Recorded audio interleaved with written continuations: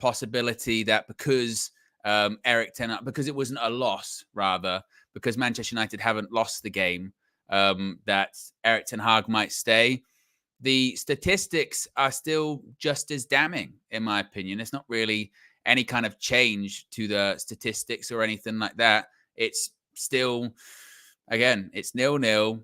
It's Manchester United set these negative records. I mean, I've got them in front of me here. Manchester United have made their worst start to a Premier League season ever. The other worst start to the Premier League season ever was last season that Manchester United made. In addition to that, Manchester United have scored 5 goals in the Premier League this season. That is the fewest in the opening 7 games of a single season in the competition's history. Yeah, they're fewest. So this is the lowest amount of goals we've ever scored at this period of time of a Premier League season. We've made, so let's stack this up again. We've made our worst start ever. We've scored our least amount of goals ever. The only worst season to this was last season when Erik ten Hag was in charge. We're going into the second international break in 14th with a -3 goal difference. And people want to kind of say, wow, Villa Park, tough place to go, isn't it? Seriously? Seriously? Is that what we're doing at this point? Today was one of the most abject, poor games of football I've probably seen, to be completely honest with you. And again, nothing's changed. Not that anything was going to change, by the way. Not that anything was going to change today. That's why I said one game doesn't matter. One game doesn't change the bigger picture.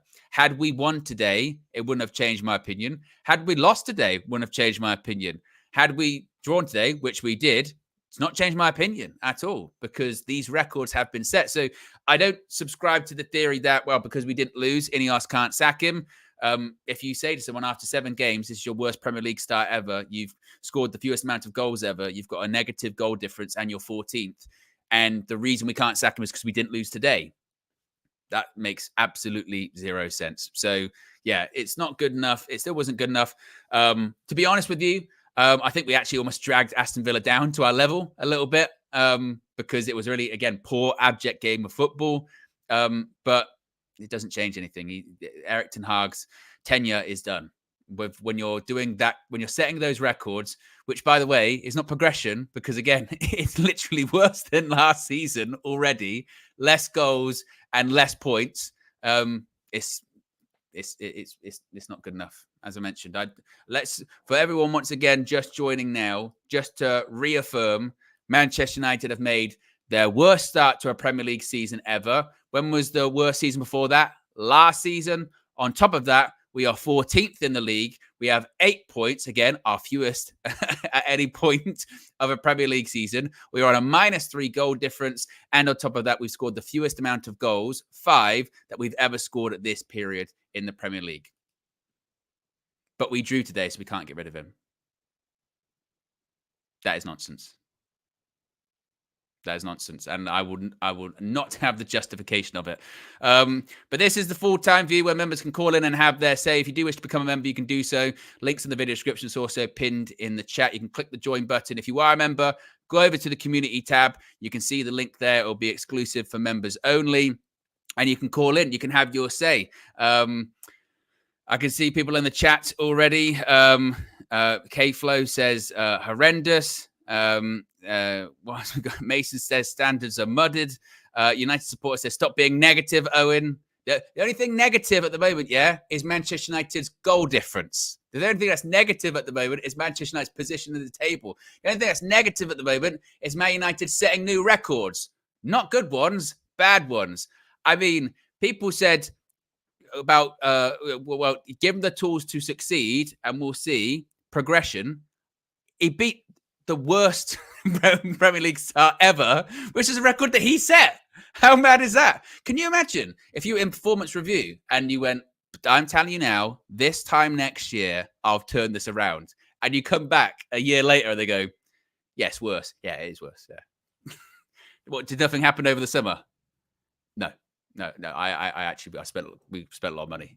So did you play all those players? No, I put them on the bench today. Why? Rotation, innit? Mad. Absolutely mad. We've got a member for 15 months here. It says, with how much involved and animated Rude was on the touchline, feels like a decision has already been made. Thanks to Eric Ten Hag for the trophies, though. Yeah, it's mad. All right, let's get to some of the calls already. Lots of people want to get involved and have their say. Let's start off with Sean. Sean, what did you make of what you saw today, and what do you make of this worst start to the season ever? Yeah, I mean, I think it was kind of a nondescript performance today. I don't think, and you were perfectly right, Owen. Look, nobody's opinion is going to be changed on today. Whether you're ETH in or out, win or lose or draw, it wouldn't matter. We saw most of the patterns that we've been seeing in the other games today. Our forwards are not clinical. There is still a major gap in midfield where Villa on another day could have really run riot across us.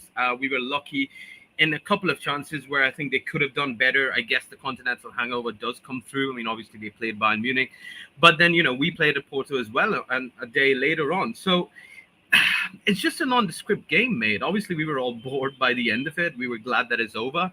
It's a point, but 14th in the table, lad. That's just pathetic.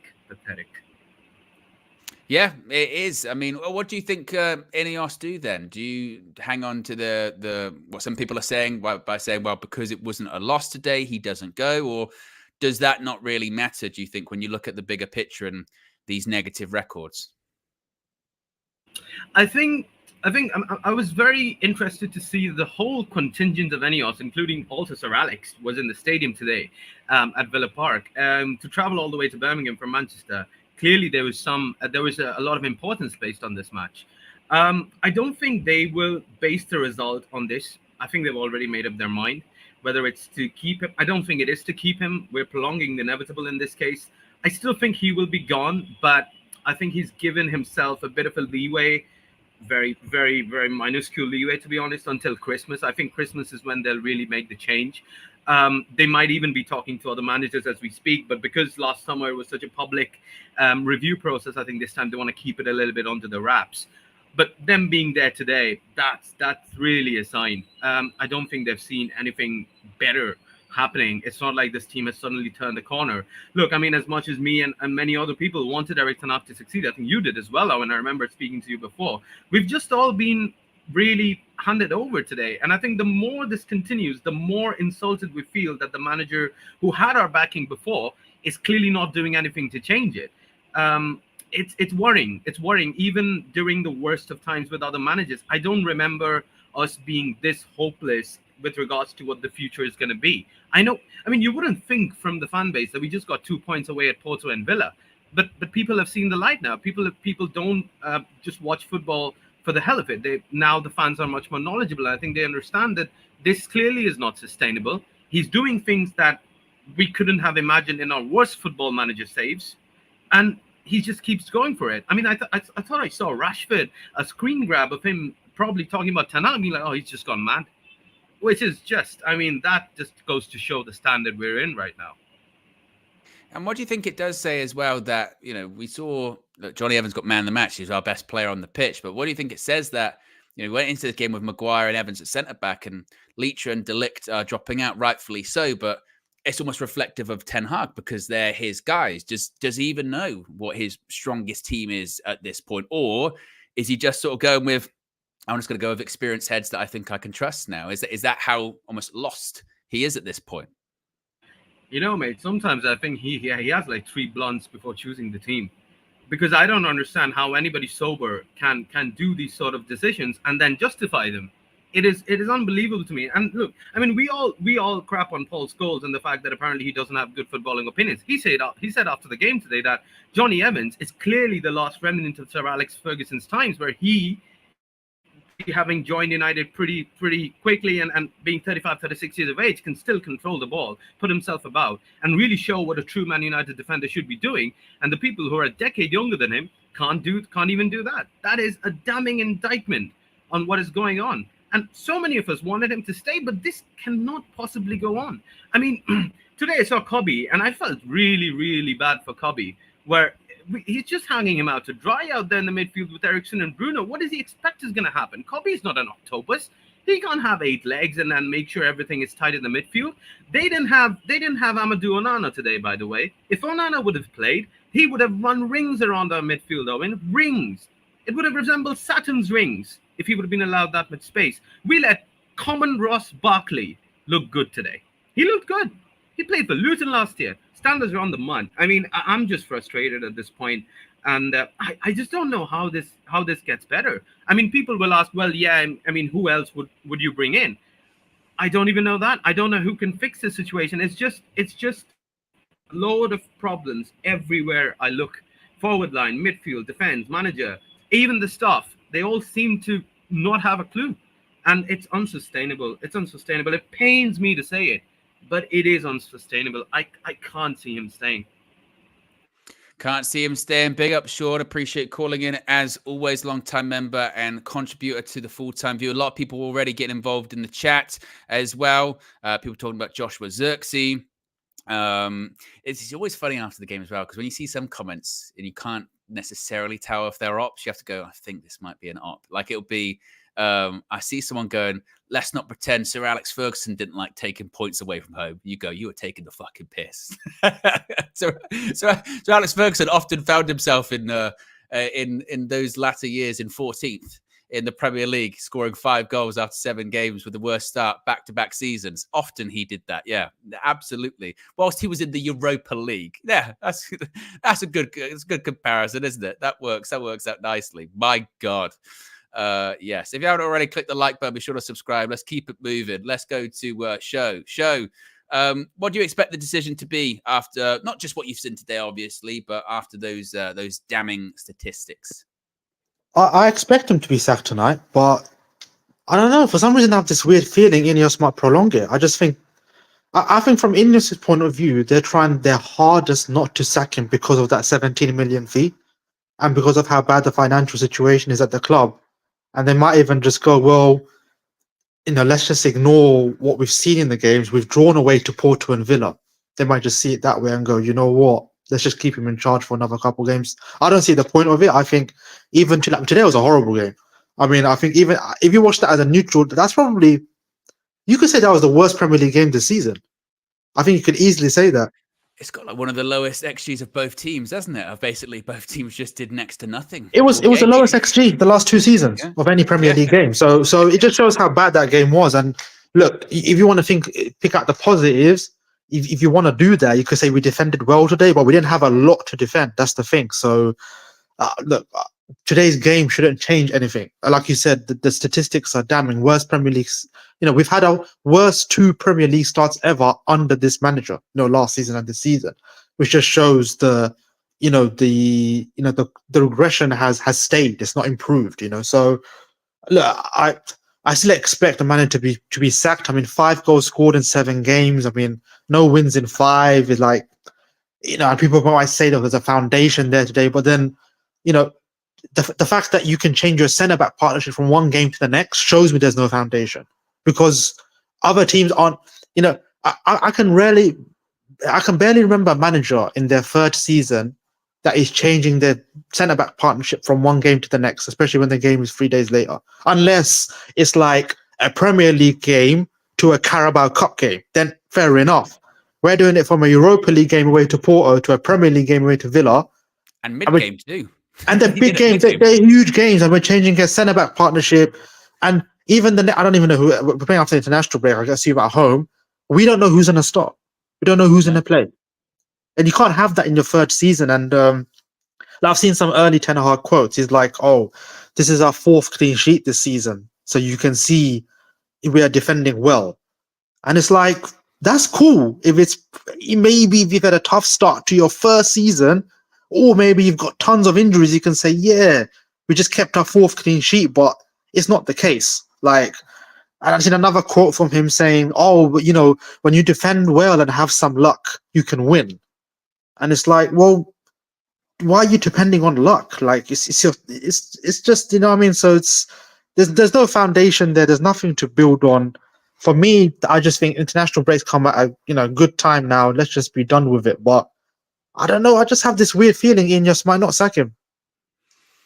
Yeah, I mean, I know what you mean in the sense of, because it feels more natural sometimes to have for instance, whenever we've had a manager sacked in recent times, it's always on the basis of there's this big defeat and then they go, which this would hopefully be the change that we would be looking for from Ineos. You know, we talk about standards and we talk about ruthlessness, don't you? You would hope that just the statistic alone of this is the worst start to a Premier League season ever. Who was the one that had that record previously? Oh, it was Eric last season.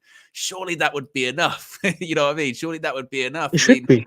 It should be. I don't know how it can't be. I mean, I don't know if you saw on the footage and it's on the thumbnail of Erik ten Hag and Ruud van Nistelrooy. They would look like they were getting animated. Whether or not there's anything in that, I don't know. Do you think there's anything in that, or is that just one of those things? I think we might be maybe looking a bit too much into it just because of the situation that we're in at the moment, where we're so microanalyzing everything. I don't know. I mean, look, we don't know what's going on behind the scenes with them too. The thing is, Ruud isn't entirely innocent in this as well. He's helping taking the training sessions, right? So some of this, not all of it. I mean, the coach is the coach, so most of this is in Ten Hag's image, but Ruud's part of it as well. So I'm not going to sit here. I mean, me personally, what I want is I would just say put Ruud interim for the rest of the season and say, look, get us top 4. But whatever happens, whatever he achieves, do not give him the job full time. Do not, all right? But at the same time, am I convinced putting Ruud in interim charge is going to improve it? Really? It's more out of hope than expectation, because I don't think he's ready for a job like this anyway. So we're in a shit situation. Let's be honest. Like, we leave Ten Hag in charge. It doesn't look like it's going to improve. We put Ruud in interim. It's a big risk, but at the same time, I can't watch another 30 whatever games of this under Ten Hag. I can't.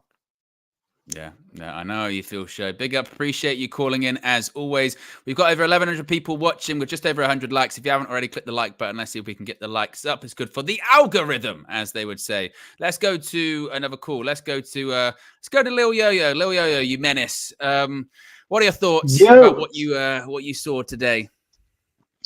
So I gave this team, the manager and this team, 10 games to prove something, right? And we're at the 10th game in all competitions. I don't count the Community Shield. I started from the Fulham game. And we're officially 10 games in. And I have to say, I've never been more disgusted in my football club. Get this bold fraud out of my club. I'm sick of it. It's unacceptable. The worst start in a Premier League season. This is poor. 5 goals scored. Wow. Yeah, I'm speechless. Today's game was horrendous to watch. And what pissed me off even more is he changed his tactics defensively when there's so much pressure on him. When you could have done this in all the other games this season, have us set up a lot more compact. When this manager does stuff like that, it gets me annoyed more than anything. Boy, I don't know what else to say, Owen. I'm just confused at this right now. That's what it's like. Gone. That's what it's like at the moment, isn't it? It's like, you know, like you said, what's there more to say? I mean, I suppose the natural follow-up is the question that I'll ask everyone. What do you think happens in this international break? Do you think a point was enough to save him for now? Or do you think Ineos look at the bigger picture and look at those stats and just say, look, it's the worst Premier League season. Back to back, you've broken the record from last season. We can't tolerate that. And we've got to think about money. Do you think they do it? Or do you think they go, well, it was a point away against Villa. They were top 4 last season. Do you think they try and justify, or do you think they just go in a different direction? See, I can't tell with Ineos because they keep their cards to their chest. All this hype about Ten Hag being sacked today came from the media. It didn't come from Ineos. So I believe with all of them attending the Villa game, there is some tension, but I don't think it's to the extreme as to what the media have made out to be. So I'm actually with Sho here. I think there is a chance he will stay, and I won't be surprised if he does.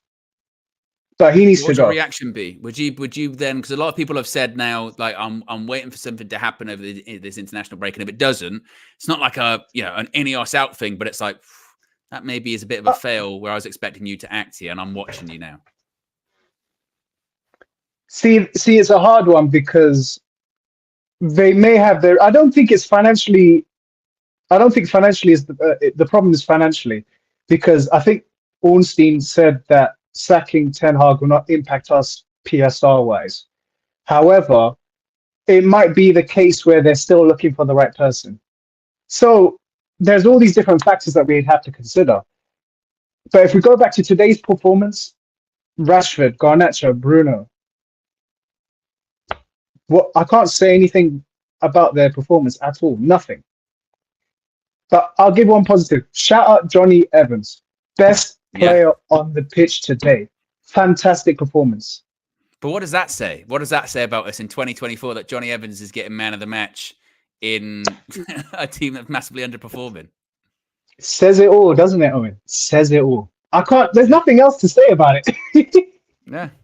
It's difficult. I just laugh, bro. I just laugh. Yeah. Just laugh. Well, at least the Rock's back, so there you go. Final boss. You know, that's nice, isn't it, Lil? Yeah, that's good, isn't it? I mean, it's true. It's true. Like, I know when all of these guys, and big up Lil for calling. Every time when I get to your calls, I'm going to ask you, like, oh, how do you feel about today? And what do you think is going to happen over the next few weeks? And I think most people are like, well, probably should go. Don't know if it will. And yeah, today was shit. And then, like, because it's almost. And it's not to give the players a blind pass or anything like that, but it's almost, it feels like a bit beyond it at this point, isn't it? It's like, all right, yeah, the players didn't do anything. We're not scoring goals, but then you go, well, why? Like, why is that the case? Like, what's the setup? What's influencing that? What's causing that? And yeah, Bruno's rubbish at the moment. He shouldn't be, like, we said it, didn't we? The moment that red card got rescinded and overturned, we were like, this is actually a bad thing for us, you know? And it was. That today he just carried on as he's been playing recently, which was wasteful, couple of flicks, doing all that, not much of substance. You know, Højlund and Xerxes both did as little as each other during the game. Rashford and Garnacho, similar, you know, cut inside. That's about it. I mean, Bruno hit the bar from the free kick. Closest we came. It was a nothing game. It was almost like, you know what it was almost like? Today it was almost like a team that was resigned to the manager's going, we're going to lose today. We'll go through the motions, but the other team didn't show up to do the job. The other team didn't show up to kind of finish them off. So it just resulted in a bit of a standoff. And it led to, as Show pointed out earlier on, probably one of the worst games of the season thus far. The lowest XG of two teams in 2 seasons. It felt like that. It really did. Let's go to another call. Let's go to Amanor. Amanor, what are your thoughts on what you saw today and what do you think is going to happen over the next 2 weeks? What I saw today was a team that is not functioning properly, but in particular, I generally don't know where the goals are coming from. I know we can talk about the individual players like Garnacho, I thought horrendous, Xerxes when it came on was horrendous, etc. But for me, that is a really, really poor. I also want to say as well that I don't know if you have contacts with Ajax from Ajax TV or whichever it is. Yeah. But I think we need to create a civil war within United View. Bring those people to hear me out. Bring those people onto the channel, and they need to be held to court and explain why did you sell us this dream that Ten Hag can do this, this, and that, when the reality is 2.5 years in they can't. They need to be held to account. Another person that needs to be held to account is Joe Blackman and that reckless allegation. I know they're not on they might be on this channel now. I don't care. Joe, I swear to you, you say truth is truth, bro. You need to come on here and explain yourself. Yeah, him and Lil Yo, that delegation group, they've been feeding me shit. So I'm sorry, yeah, but these types of people need to be called out, yeah. And I am now on Winnie's watch. If they don't sack this manager after this international break, then boy, I'm gonna start writing letters. I'm gonna start writing letters to my MP. MP. Wow. Would they be able to do anything about it? The MP, they could put some laws in action. Doubt it. But still. What have they been feeding you then? You said they've been feeding you shit. What have they been feeding you? No, just hopium and copium and all that stuff that I listened to when I listened to KG on his channel. It's just absolutely ridiculous. So what do you think happens then over the next 2 weeks? I mean, do you think that Ineos do decide to go, well, it wasn't a loss, so we keep him? Or do they look at worst start to a Premier League season ever? Second worst one was last season with Eric. Fewest amount of goals scored at this point in the Premier League season ever. Do you think they look at the bigger picture, or do you think they just look at today and go, we can't sack him based off a draw? No, I don't think that. I think what we're looking at is Champions League. Are we at a position where our chance to get in the Champions League is being threatened? Because they're all about money. Don't let them fool you to think they're all about the strategic review, playing attacking football, winning trophies. No. Yes, that's a byproduct, but for them, it's by the money. They're like the Glazers a little bit in that sense, but they're not the Glazers. So if they feel that Champions League is going to be threatened by Erik ten Hag staying in, so they will pull the trigger. But for me, I think the issue is why they're not pulling the trigger yet is they haven't got somebody in to come in. That's the issue. Do you think that's it? Do you think? Well, and to be fair, they did struggle in the summer, didn't they? You know, with those reports of talking to your Tuchels or talking to your De Zerbis or even talking, I think Marco Silva, they had a chat with or what have you. Do you think that might be the problem again? That it's just a case of not being able to find an alternative. But then does that mean you don't get rid of him, or do you just then go with Ruud as an interim until we can find that guy, or is that too big of a risk?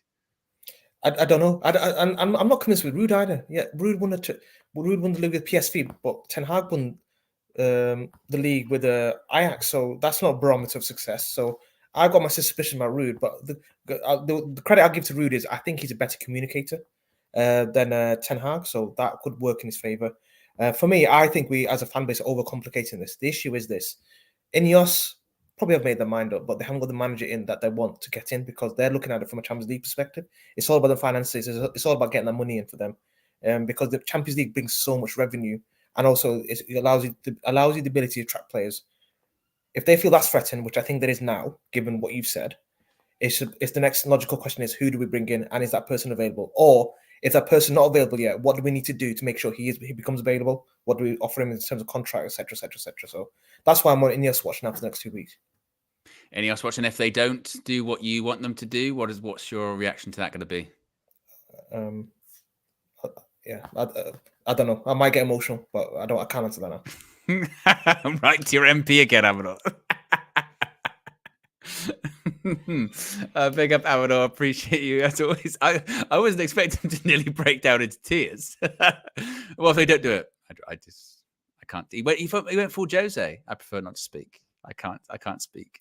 I can't speak. Can't speak with that. Big up, Amador. And also Joe Blackman. I don't know if he's in the chat or on KG's channel. Let him know. Let him know that Amador called him out. Not only did he call out the Reckless delegation, he called out the Ten Hag Defence League, and he said they've been feeding me. I quote, "shit," is what he said. So, and he did, and there was venom in that from Amador, proper venom. Good, I like it. Big up, Amador. Good call, that one. Let's how many likes we currently at the moment? We're still at over 1,000 people watching. Well, it's under 200 likes. If you haven't already, click the like button. Not a lot to like about when it comes to the result, the performance, position in the league, start to the season. Anything else you want to pick out? Not a lot to like for that one, but you can like the stream. So if you haven't already, click the like button and be sure to subscribe. And Loyo says, don't worry, we have charges on the Ten Hag Defence League. I mean, in retrospect, yeah. What a crock of shit. I mean, I remember last season anyway with it, and we had the emojis here on the channel. I think they're still on there. But can we all agree in the future? Let's never do that again. Yeah, let's never do that. It was not good. It's very that the Ten Hag Defence League merchandise is probably worth next to zero at the moment. Yeah, not good. Not good. Let's go to another call. Let's go to Chalaboy Comics. Chalaboy Comics, how are you feeling today? How's it going, Owen? Wow, it's going. It's going. I'm telling you, it's going. How are you feeling after what you saw today? So I think I think it's been very negative over the last few days, and obviously everyone's entitled to opinions, and obviously we're not doing well as a team, so it's understandable. Personally, for me, I just don't want to focus like as much as we can have disagreements on the manager. I've always, the way I've sort of supported Man United growing up is that you just back the team, let the chips fall as they may. Whatever Ineos does, they do, and we see what happens. However, I just want to focus on some of the positives of today's game, because when we contextualize, I'll get there. I'll tell you some of the positives. When you contextualize what we were coming in to this game, back-to-back games where we conceded 3 goals against the Villa side that had just been beat by an Unai Emery's like the talk of the town. Villa is rolling. It was a game that a lot of people were almost wanting us to lose in a horrid fashion, or saying we're going to lose in a horrid fashion. So What was needed from the boys was a disciplined, cohesive, together performance, which they did give us, and I enjoyed. And I think what made it more impressive was the fact that the referee. Did you say you enjoyed that? Did you say you enjoyed this? No. I said the togetherness and the discipline was good to see. But let me just and don't. Everyone has different opinions, so you can't. I'll wait. I heard you enjoy in the word enjoy. I was like enjoy. Yeah, no. I mean the that aspect of it. Obviously, the game wasn't as exciting as it could have been because our final pass was again missing. When we got in good moments, we sort of fell apart. But I going back to the clean sheet. Why I thought it was an impressive clean sheet is because the referee was absolutely disgraceful today, and the speed at which he was booking out players within the first 10 minutes or 15 minutes, both our central midfielders are on yellow card. Do you know how difficult it is to defend, at a high with a high press or with any sort of press or defending transitions with two of your center mids on yellow card? So the fact that they were able to navigate through that game without getting sent off, while still Eriksen had some good moments where he could have fouled and could have got sent off, but he used his head. So I thought that the flow of the game was sort of stunted against us right from the very beginning, because Villa would be fouling multiple times and getting away with it, whereas we would foul once and get the yellow card. So I just want to say it was a good performance from the defensive point of view and how strong we were. Obviously, we were lacking. I don't think our forward players were that good. Xerxes, when he came on, was a bit off. Højlund was off the pace. But, I think contextualizing everything, it's a well-deserved clean sheet. I wish we were able to take the next step. That final chance that Garnacho had, if he just plays, good cross, around the defender, we have two people at the back post that should finish and we should win the game. So we had our moments, but, can't complain. It was two evenly matched teams. And it just goes to show when we apply ourselves, at the baseline, we can, that's the baseline, is applying yourself. And the fact that we don't see it in every single game is what's frustrating from this team. We're Dr. Jekyll and Mr. Hyde. We alternate between really good and really bad. And, that is the manager's responsibility. But at the same time, I believe the players also have to take personal responsibility and just bring more intensity. And I think that's what's going to be the difference. And if we're going to turn around our season, is how much intensity and willpower we put into our performances. Do we alternate from really good and really bad though? Because I can't.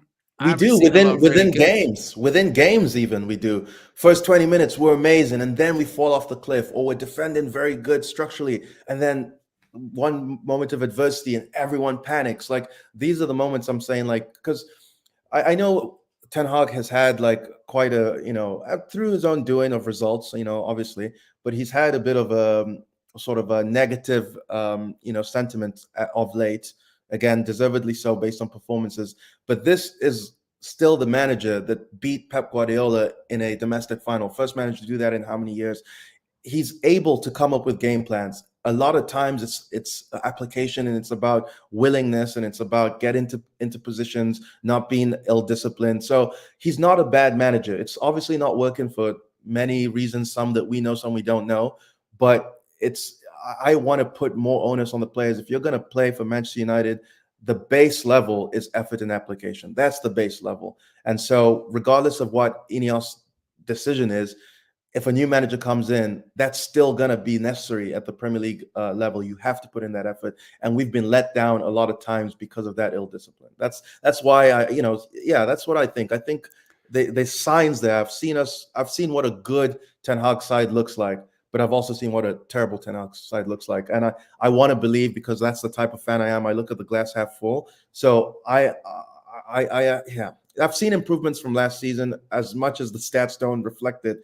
We're doing things a lot better in some regards. It's just that we just have this bozo gene, as we've been calling it, where everything we've worked for, we just like to throw it away. And I'm just hoping that can be reduced at higher frequencies. But what are those improvements from last season? When you've got, again, and then if you're going to mention XG, or you're going to mention, I know, Jules one or what have you, but don't they pale in comparison to points on the board, worst Premier League start ever, least amount of goals scored ever at this point as well? Surely they weigh more then those small improvements, the regression is bigger than the improvements. There is No, a net negative there, if you will. that is a fair point. Again, it depends how you look at it. It's less about the fact that the improvements aren't leading to results. It's more about why are the improvements not leading to results. And I think for at least 2 games that we had, it was clear that our finishing, it was the Palace game, and I forgot the other one, but our finishing was quite terrible, right? The other situations, it's like panicky defending. It's like a lot of times, like the Porto game, that was purely us losing our duels, us not putting enough intensity. So you can talk about game plans, you can talk about, but as a footballer, like let's take a leaf out of Evan's book. This guy, to me personally, like I hate saying to me personally. Personally, this guy is the best defender at our club. It's unfortunate that he's 36. You know what I mean? Like in terms of his actual skill set, he just knows how to play football, but he's ready to play when he comes on. And I just wish that was seen across the team more often. But just to go back to your point about what the improvements, I think our build up out of the first phase is much better than it was last season in terms of how the ease at which we're able to get into the second third of the field has improved a lot. The compactness in which we defend has improved a lot. Like one of the biggest criticisms all of last season was, why are we doing 20 shots? And I know that we're not meant to, that's like a low standard, but there was a clear problem in the team that we have fixed. That's part of why we're staying in games much longer. The next step is just to get our forward line more in sync, more.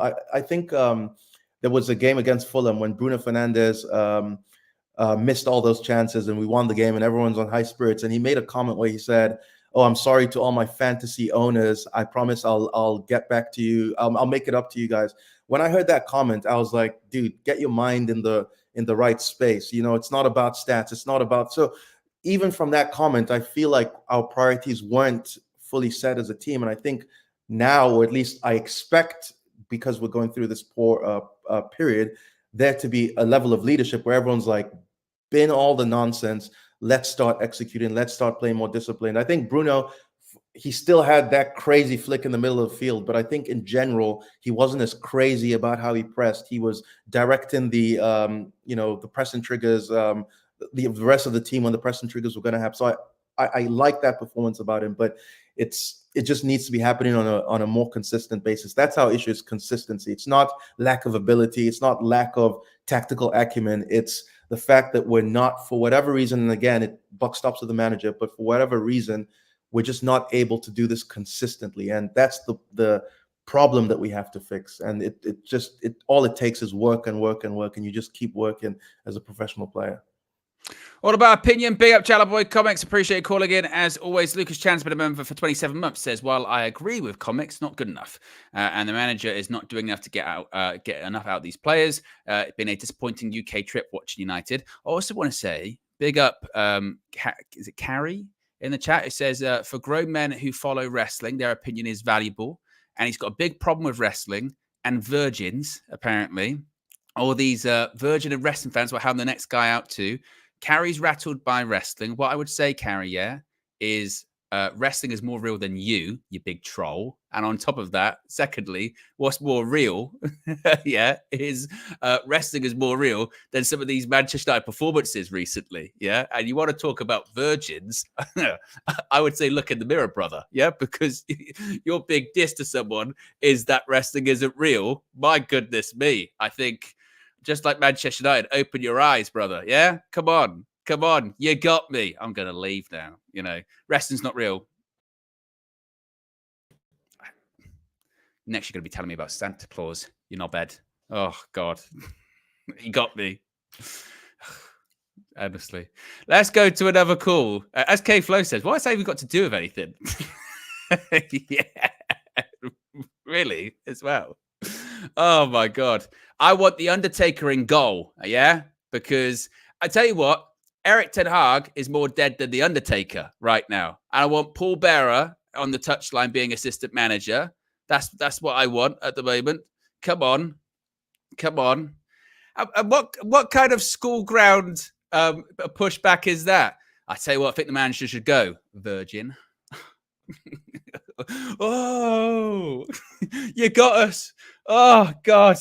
I'm going to go home and cry. Oh, God, you got me. Oh, oh. What happened? I called me a virgin. Oh, man. It's with those kind of zingers that it's going to work out for you, mate. It really is. Let's move on to another call. Let's move on to actually, we've got a super chat here before we move on to another call. Batafalu says, last season 9 points from 7 games. This season 8 points from 7. There's no improvement. That's regression. Simple. Get rid. All eyes on Ineos now. Yeah, like I said, that's where I think a lot of people's eyes will be turning to now. A lot of people's eyes will be turning to. And I tell you what, if they don't sack him, Ineos, virgin, boom, gotcha. Ugh, carry, high five. We got that one together, didn't we? I don't think they'll be rearing their heads anytime soon after that one. What a burn. Oh, Sir Jim. Yeah, you're not going to sack Eric. You've been watching wrestling again, have you? I think you might have. Ooh, can't try and deal with that one, my friend. Try and deal with that one. Oof. I think you're pretty embarrassed right now. Pretty embarrassed. Yes. Yeah, good. Nice one. Let's move on to another call. Let's move on to Eminem. What did you make of what you saw today? What do you think happens over the next couple of weeks? Hello, and yeah, I thought it was pretty much a nothing game. It just seemed like Eric Ten Hag was unhappy with Martinez and Dillette. Maguire saved his day on Thursday, and so him and Evans start today. And yeah, the idea was just really to get a bit of control, not in terms of possession, but get control in terms of football, in terms of defending. And yeah, and then there was nothing for our attack. Nothing changes there, where our setup is still crap, and we're still making our forwards suffer. They have to continually defend. And yeah, I think the idea of the draw was what Eric Ten Hag wanted. I don't think the only chances he really wanted to create was on the counter, like the one with Garnacho. I wouldn't be surprised if he takes that chance that Garnacho obviously couldn't pass to Fernandez and uses that as a reason that we didn't win today. And over the next few weeks, honestly, I want Ineos to come out like tonight and just say, I just want the sources to come out. I want Ornstein to come out tonight, just say that Ten Hag will be let go tomorrow at 8 o'clock in the morning. That's what I really want. Do you think, obviously, they said that they're doing that meeting on Tuesday, was in the diary, regardless of what's been happening recently, but do you think that'll be top of the agenda? And if so, what decisions do you think they do come to? I mean, considering that it wasn't a loss today, but it still is all of these negative records, what do you think they do on Tuesday? What do you think they discuss? Yeah, I'll be surprised if it's not on the top of the agenda. I mean, they're definitely not the Glazers, so they'll definitely be looking into the situation now. And I think I've especially with Wilcox as a technical director, there'll be a lot of comparisons made against the football of other sides at the moment, of managers who've recently come in and who are showing on the pitch, and then what Ten Hag is doing right now. The decision has to be that he has to go. I think there are coaches out there that can get a tune out of this team. I know Tuchel was one that they approached, and obviously apparently it was a money issue back then, but we've got the money now to solve it. But I'm looking at I'm actually watching the Tottenham game right now. One of the huge issues that we have right now is our attacking setup, and Brennan Johnson's just scored again because the setup allowed him to make that run and get into the positions. Hopefully Wilcox is bringing that to the table, and then obviously we're looking at the league table, how we're performing and how Eric Ten Hag is coaching day to day. I don't think he's actually doing that well behind the scenes. That Ruda and Eric Ten Hag, there's a lot of focus on them today in today's game. There is definitely something going on behind the scenes, I feel, where even the coaches are disagreeing on things. So Tuesday, I just hope that they focus on making a change. I know someone mentioned Champions League. We do need Champions League money this year, otherwise we get a huge penalty with our sponsors. I know that from a commercial side, that makes sense, but also for our players as well. They would want to play Champions League as a team. We don't want to go back-to-back seasons without Champions League. So to get something out of the season, a change has to be made. Otherwise, if they just prolong it, I think we're going to lose any other chance we get for a trophy, for Champions League, and any progress that we want to make. What do you think happens with Ruud van Nistelrooy? Are you on board with him being an interim, or would you like Ineos to have a ready-made replacement ready if they are going to get rid of Ten Hag? What are your thoughts on the whole Van Nistelrooy situation?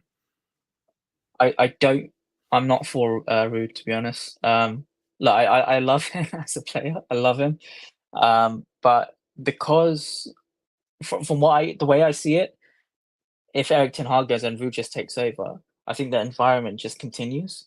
What we just need is a complete refresh. Oli, obviously, when Jose got sacked, Oli came in, and Oli was completely new. He wasn't like the players didn't really know him, and then obviously there was a bit of a boost, and we did have a quite big fall at the end of the season. I think what we need is we just need to go for the new coach right now. We could wait. I don't know who we're going to wait for, to be honest. Nagelsmann might be available. I think that I've read that's one of the top targets, but Nagelsmann might be available until 2026, if I recall. But there is a coach out there right now that can do job who's won the Champions League. That's Thomas Tuchel. Ruud did great with PSV. But even Erik ten Hag won the league for Ajax. So yeah. Yeah, indeed. Big up, Eminem. Appreciate you as always calling in. I think I'm caught up when it comes to super chats. One more from Perry says, 14th minus goal difference. Get him out for my mental health, please. Well, at least we've got a couple of weeks, yeah? Decompress. No football. Well, real football, Nations League. What a load of shit that is. But yeah, just to round off, for me, like I said at the top of the stream, going into today, my point of view was the result doesn't matter today because it shouldn't be determined on one game.